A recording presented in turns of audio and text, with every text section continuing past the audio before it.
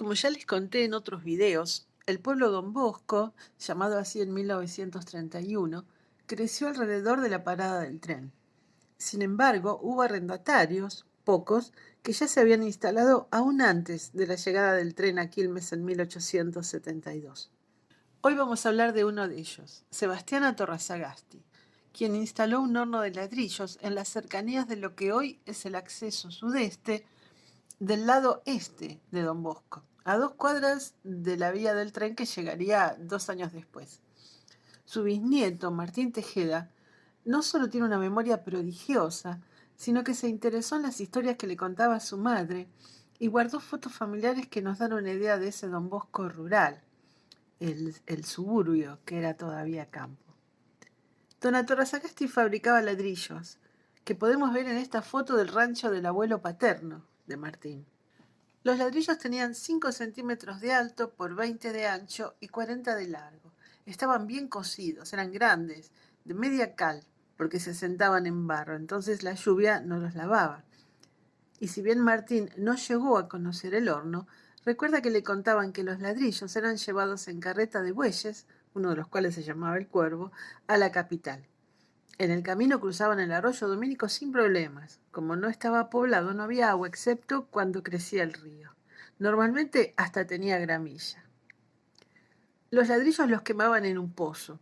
La hornalla estaba ubicada en lo que hoy es Kramer y Bardi, y muy cerca se encontraba el jahuel y el pisadero, que era el lugar para formar la mezcla. Este último no era tan grande. Para hacerlo se tomaba una porción del terreno, se lo alambraba y se le echaba tierra y agua. Ahí la yegua pisaba y formaba la masa. Para la confección del ladrillo mezclaban el barro con pasto, aunque algunos preferían lana de lavaderos y cáscara de arroz. Eran materiales que le daban firmeza y luego al quemarse dejaban aire en su interior. Cuando deshizo el rancho del abuelo, Martín descubrió que no tenía cimientos. Le habían hecho un pozo no muy profundo y ahí había polvo de ladrillo. Ese polvo absorbía la humedad y la pared estaba siempre impecable. Don Atorrasagasti sumó a la fabricación de ladrillos un tambo que le había comprado a un pariente, el Iseche, que vivía en Chascomús, y de ahí había traído parte de las instalaciones, los enseres y las vacas. Con el tiempo dejó los campos a su yerno, José Cruz Aldave, casado con su hija María.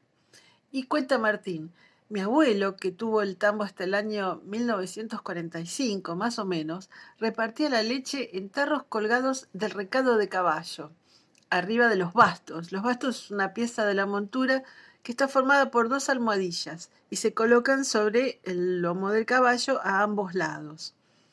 Entonces ataba esos tarros con un maniador y él se sentaba encima, siempre con 2 perros corriendo, uno a cada lado. Acá vemos una foto que no es el abuelo de Martínez, de Wikipedia, en donde se puede ver. El abuelo compró una jardinera, o sea, un carro con caballos, y repartía así. En esos tiempos, sigue Martín, en invierno no había leche. A veces, para curar a algún enfermo o para mejorar la nutrición, los médicos recetaban leche que fuera siempre de la misma vaca. Mi abuelo les daba rebacillo o semitín, que son el residuo de la molienda de las distintas variedades del grano de trigo. Llenaba el bebedero con el rebacillo o semitín, le ponía agua y se formaba como un pan. Entonces la vaca, que como chupa y no puede comer, se podía alimentar bien. El chiquero de terneros lo teníamos de primera. Le hacíamos la cama con pasto duro que sacábamos con un tridente y mi abuelo le dejaba una teta de la vaca para el ternero. Se los vendía a los matarifes de Quilmes. Los encerrábamos a la tarde o los atábamos al palenque. Entonces estaban descansados. Uno de los matarifes que venía, que después le vendía a gente de mucho dinero, usaba levita. Los corría con la soga y ahí se le revoleaba la levita. Un hombre a quien apodaban el gallego venía, los carneaba y los colgaba del árbol del paraíso.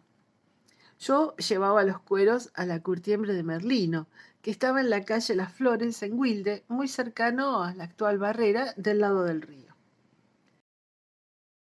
Si te gustó este relato del horno de ladrillos y del tambo, En la próxima te cuento de la vida en el rancho de la familia de Martín durante esa primera mitad del siglo XX, cómo vivían, lo que cultivaban, los vecinos y la historia del padre de Martín, Paco Tejeda, eximio jinete que fue a Europa a mostrar sus destrezas.